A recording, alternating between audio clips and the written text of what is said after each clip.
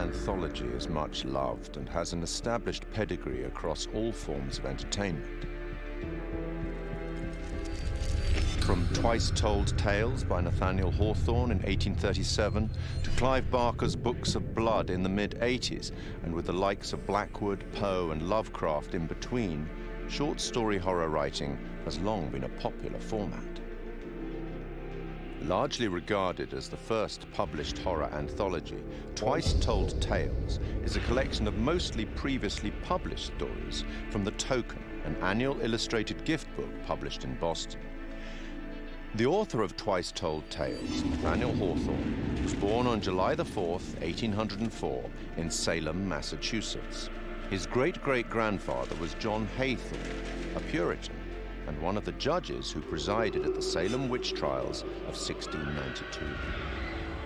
In 1842, Edgar Allan Poe reviewed Twice Told Tales for Graham's magazine, concluding that Hawthorne was a man of indisputable genius. By this time, Poe, also from the state of Massachusetts, had already written his own collection of short stories for publication. This collection, titled Tales of the Grotesque and Arabesque, was published in 2 volumes in 1839. The horror anthology had become a recognized format, and after also writing many short stories for newspapers and magazines, Algernon Blackwood's first publication, The Empty House and Other Ghost Stories, was released in 1906. Blackwood went on to write such classics as The Willows and The Wendigo, which was first published in another anthology, The Lost Valley and Other Stories, in 1910. Fast forward 74 years to 1984 and the first publication of Books of Blood. Each book was a collection of horror stories written by British author Clive Barker, the first of which catapulted Barker to legendary status in horror writing, with Stephen King proclaiming him the future of horror. Several of the stories from Books of Blood have been adapted successfully for film, including Rawhead Rex and The Midnight Meat Train. Barker adapted The Yattering Jack in 1986 for use in George A. Romero's anthology TV series Tales from the Dark Side. I take it you will remain. Short-form storytelling arrived on a new medium in 1938 when the radio show The Mercury Theatre on Air broadcast an adaptation of Dracula. I have never seen Count Dracula by day. At sunrise, at the first cockcrow, he is gone. The series was the creation of Orson Welles and John Houseman and became most famous for its broadcast of War of the Worlds, which terrified listeners, believing that the alien invasion was a reality. From 1942, the radio drama series Suspense broadcast more than 90 short plays on CBS radio for 20 years, often featuring some of Hollywood's leading stars. Initially, the series seldom used material that would be classified as horror, fantasy, or science fiction, but by the late 50s, this became a regular occurrence, including material such as H.P. Lovecraft's The Dunwich Horror. One episode, The Hitchhiker, broadcast in 1942, featured a performance by Orson Welles and was later adapted for an episode of The Twilight Zone in 1960. 1947 saw the debut of Quiet Please, a radio horror and fantasy series created by Willis Cooper. Cooper had been a writer for Orson Welles' Campbell Playhouse, which had succeeded the Mercury Theatre on Air. Which is written and directed by Willis Cooper and features Ernest Chappell. Quiet Please for tonight is called Camera Obscura. The play's scripts often broke the fourth wall by speaking directly to the listener, a technique much adopted in later horror anthologies. In his book, Terror on the Air, Horror Radio in America, Richard J. Hand wrote that Cooper had enjoyed creating roles for the audience, including implicating them in the action of the story itself, indicating a clear desire to create horror as interactive entertainment more than 70 years ago. The show ran for 2 years. Forward 50 more years in radio, and in October 2010, we see the debut of Larry Fessenden and Glenn McQuaid's radio show, Tales from Beyond the Pale. Successful genre filmmakers in their respective rights, the two began producing episodes under Fessenden Studio, Glass Eye Pix, influenced by the works of Boris Karloff, Peter Lorre, and Orson Welles. Fessenden would later partner with the show's sound designer, Graham Resnick, to write the scripts for Supermassive Games' critically acclaimed horror debut, Until Dawn, and for the first game in their Dark Pictures horror anthology, Man of Medan.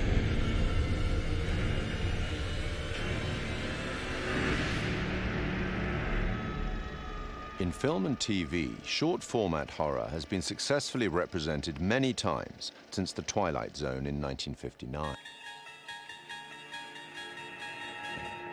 Created and presented by Rod Serling, The Twilight Zone ran for 5 seasons on CBS from 1959 to 1964. Each show was a standalone story featuring characters faced by surreal and often disturbing events.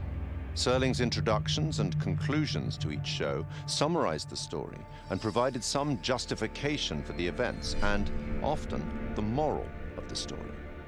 In 2016, Rolling Stone placed The Twilight Zone at number 7 in its list of the greatest shows of all time. The 1972 film Tales from the Crypt is highly regarded by fans of the genre. Starring Peter Cushing and Joan Collins and featuring Ralph Richardson as the Crypt Keeper, it is an anthology film based on stories from EC Comics and one of several Amicus horror anthologies produced in that decade.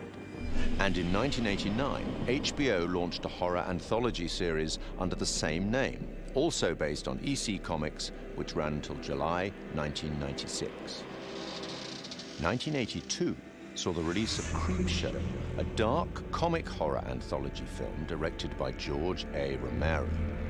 Influenced by and a homage to the material from the EC and DC comics of the 1950s, its entirely original material was written by Stephen King, and it is a somewhat tongue-in-cheek expression of the horror genre. 25 years on, and in 2007, Trick or Treat presents another set of horror shorts as a dark comedy horror anthology film. And then, in 2012, a very different anthology film with a very different tone, VHS. Created by Brad Miska and Bloody Disgusting, an American horror genre website and film production company, VHS is a much darker horror anthology film. Comprising 6 short horror stories and linked by a found footage theme, 2 of the stories, Second Honeymoon and Tuesday the 17th, were written and directed by Ty West and Glenn McQuaid. Other examples in film and TV that are more than worthy of mention are Roger Corman's 1962 anthology, Tales of Terror, based on 3 Edgar Allan Poe short stories and featuring Peter Lorre, Vincent Price, and Basil Rathbone. The 1963 Italian horror anthology, Black Sabbath, narrated by Boris Karloff. The TV series Night Gallery, a spiritual successor to, or certainly a close relative of, The Twilight Zone, fronted again by Rod Serling and focusing more directly on horror, which ran from 1969 to 1973. Stephen King's Cat's Eye of 1985. John Carpenter's 1993 film Body Bags, featuring the likes of Sam Raimi, Wes Craven, and Mark Hamill, and Southbound, a 2016 road trip horror anthology by a number of the collaborators on VHS. From written fiction through radio, cinema, and TV, and now video games, horror anthology is a format that both creators and horror fans enjoy. And it's a format that has existed for almost 200 years. Long may it continue.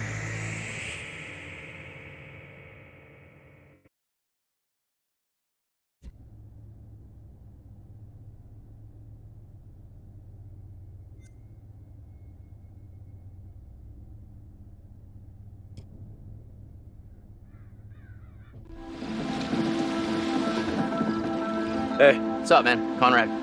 Good to finally meet you, Conrad. This is Brad, by the way, my little bro. Hey, man. Want to crack a cold one with me? In The Man of Medan, I play a character named Conrad. And I think initially when we find Conrad, he is a sort of entitled guy, a wealthy American who's on vacation. Where's the old crust bucket skipper anyhow? He's an adventurous guy. He lives off the cuff. He does what he wants. I'd invite you to make yourselves at home, but And I think that's kind of fun to play as an actor. He has no censor, he's no filter. So whatever circumstance he's put into, you know exactly how Conrad feels. And so it was kind of fun performance to start out being brash, kind of a silly guy, and just jump in and have fun with that. So is everybody on board and ready to go? You're selling, I'm buying. I think Conrad and I have some similarities. I think the sense of humor and the sense of fun are similar between Conrad and I, but I will say that he's a little more aggressive and a little more outlandish than I am. Guys, look, I think we gotta listen to our experienced, beautiful, smart, and beautiful captain here. If she says we should do things Connie, right— please, I didn't bring you on this trip to get laid. Wait, what? I think Conrad's the kind of guy that I would like to be at a party with. You know, I'd like to have a barbecue and drink some beers with him. I don't know that Conrad and I would be best friends. I think we'd butt heads a little bit. Right on, Bradical. I like the cut of your ship. It's jib. Don't ruin it. I think the scenes that I've had the most fun with so far are basically when Conrad is going absolutely crazy. I don't want to give too much away, but there's a scene where these sort of fishermen interact with our divers, with our core crew here, and he's just a bit of an asshole. Hey, we got damage here. You see this? We can take care of this, man. It's not a problem. I mean, what do you think? Like $10 cover it? Oh, whoops, my bad. Let's make it 20. Okay. Hold on. I got this. Well, shoot, you think it's more like 30? I can do 30. All right. You drive a hard bargain, but I'm with you. Here, you know what? Let's just throw in the whole pot. That's yours. You go ahead. Let's go. No! He's just got an attitude. He's brash. These people are messing with his group, and he just kind of lets loose and talks trash to them. And as a guy who would never do that in real life, it's a lot of fun to just kind of let Conrad flow, say whatever he wants. You are an idiot. They left, didn't they? That doesn't make you any less of an idiot. You know, the only thing funnier than seeing you try to buy your way out of that situation is watching you put your money to waste. Got a smile out of you. Worth every penny. I got. One of the most interesting and one of the key moments that sticks out for me is Conrad's decision in the first act of the game, either to stay with the group or potentially just take off. Storm's 8 miles away. They came here on a boat. Maybe we can take it. Yeah, it's a speedboat. I can get out through the window. We gotta break these off first. Too loud. They'll hear it. We're gonna break them during the thunder. Good call. Don't leave us here, okay? And I think, again, this is what's interesting. Depending on how the player sculpts the story, Conrad can become a coward, essentially, and desert his friends and his family, or become a hero and stay. These fuckers need to pay. So that, to me, is very, very interesting. Two very human choices, and depending on how our player decides to live with these characters, can totally change the outcome of the game. So I think that I enjoy when Conrad makes the heroic choice and gets to stick around. He obviously gets to see more of the adventure, but it's just as possible that he tries to save his own life and takes off. Whew, wow, that was intense. That's one way to put it. You got a better way to put it? All the characters do have very strong personalities and drives. Leave! I think Conrad is the instigator. Good news, bad news. Bad news? I don't see how this could get any worse. I think he is the one that really starts the confrontation with the fishermen. These are kind of... Maybe the fishermen I pissed off earlier. Oh, God damn it, Conrad. Great, just great. And the good news? So I think in a lot of ways, Conrad is there to stir the pot and create drama. I recognize them. How was that good news? I thought you were gonna ask the good news first. You're such an idiot, Jesus. Do I prefer playing the good guy or the bad guy? I think that there's fun in both.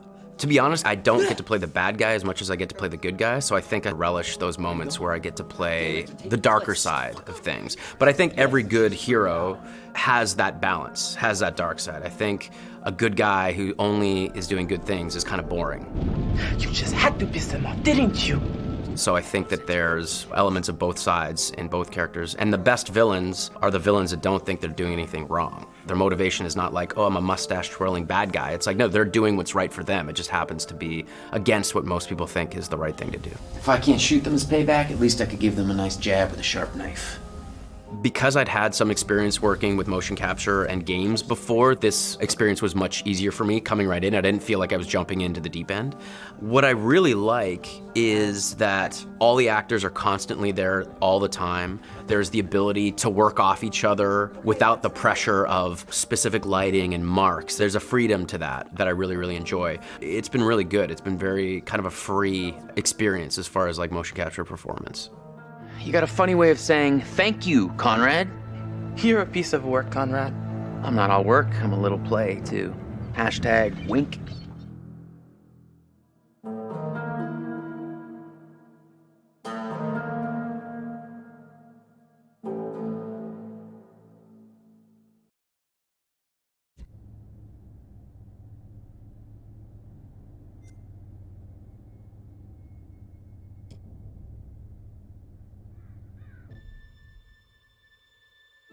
Hello.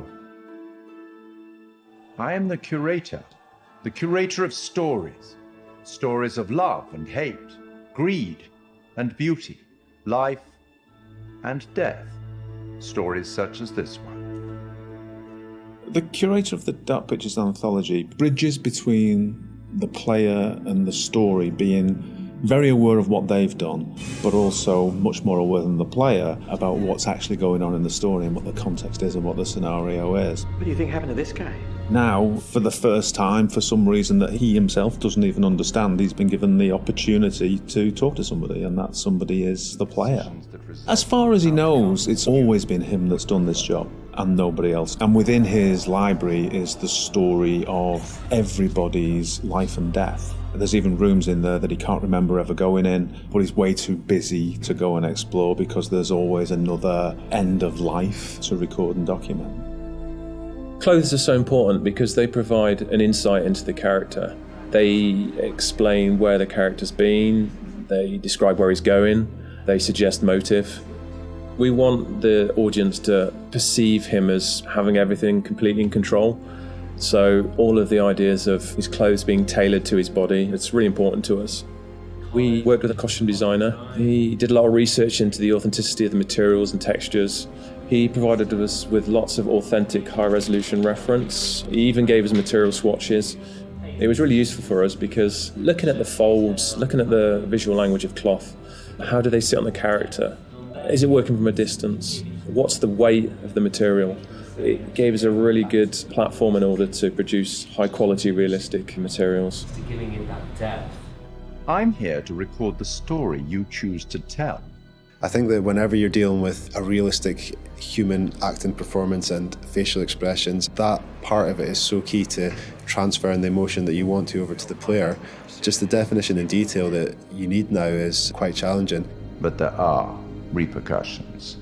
In terms of cameras, it's quite interesting as well because we've talked a little bit before about how we use skewed angles, upshots, tilts and all that kind of thing to create this feeling of unease and anxiety in the horror moments. And for the curator, it was quite the opposite actually. He's very much in control and he knows everything about the game you're playing and he's very much at home in his own environment. So we took the approach to have a lot more flattering shots, a lot more level shots. You look at him at a natural height. You're never like below or above him and it creates this veneer of control. It's almost like it's very straightforward and he's just delivering you these statements. You see, we each make decisions according to our own moral compass. And of course he's British.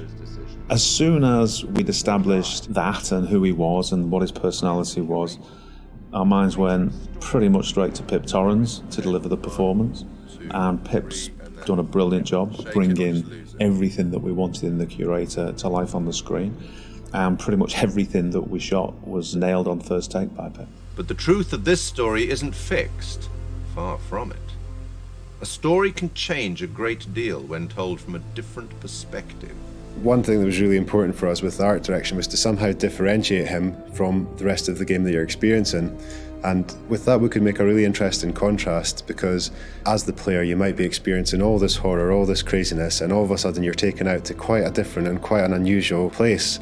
So that was a really fun thing to play with. We tried to play up on that contrast and really signal to the player that there was a change happening. The curator addresses the player directly. He's quite ambiguous, he's quite mysterious. You're really not sure if he's there to help you or hinder you sometimes. And I wanted that to kind of be reflected in the art. The corridor that he is in at the start of the game, and where you see him a lot of times, we wanted to get this feel of an almost infinite corridor that's got this maze-like feel. It's not a set out space that you automatically understand as a viewer when you see it. You're not sure how long it goes on, how many paths there are, how much of a maze this corridor is. So to light that, we wanted to get this feel where there's not markers that tell you this is where you are right now in the corridor, you've been here before, just to increase that feeling of not being fully aware of your surroundings and add to the mystery of the scene. And then he goes into his repository, which is a huge vault of books and secrets, with his main desk right in the middle. He's got large windows for light, a skylight above that would also let a lot of light in, a mezzanine floor, a marble fireplace, classical, opulent, sophisticated. The central feature of the repository is the curator's desk. So we researched how that might look and wanted to make it look a big, substantial piece of furniture. We added a lot of scroll work and detail to the front and rear. All of the things that you'd expect, the brass fittings for the drawers. There's quite a lot of detail went into that, and we thought we might be seeing that quite close as well again. So in the end, it fits nicely within its environment. It references some of the Victorian era detail that you might see on a piece like that. The creator has the ability to access stories through the pictures on the wall. They're almost portal through to another world. And that all had to fit within our architectural environment. So we looked at very ornate framings, large pictures that would hang on the walls, that would feel correct and not out of place, and something of this nature. We thought about where we could include light sources that would be interesting and would put light in the right areas of the room. The skylight's a really good example. We decided that having this top-down ambience would really bed the scene in nicely and create this nice veneer to it. And then adding another number of interesting light sources that we can use for accents, such as a fireplace, such as the candles, that just are there to give you that extra range of colour if you need it. They're there to draw the eye of the player to what we want to show them. It's not my place to interfere, but I might be persuaded to offer the occasional hint. Here's one for free. It's a strange place. Who's this guy? Why is he talking to me? Where am I now? I was just on a ship having some horror happening, and now I'm here. And this guy has the appearance of being there to help you, but he seems like such a strange guy, and the environment he's in is so different. There's a certain ambiguity to it, and we wanted the player to question whether or not he's on their side or whether or not he's kind of playing his own game with them. The curator's no ordinary person, and his repository is no ordinary place. And you'll get the chance to see him again in the rest of the Dark Pictures anthology. We will meet again. It's inevitable.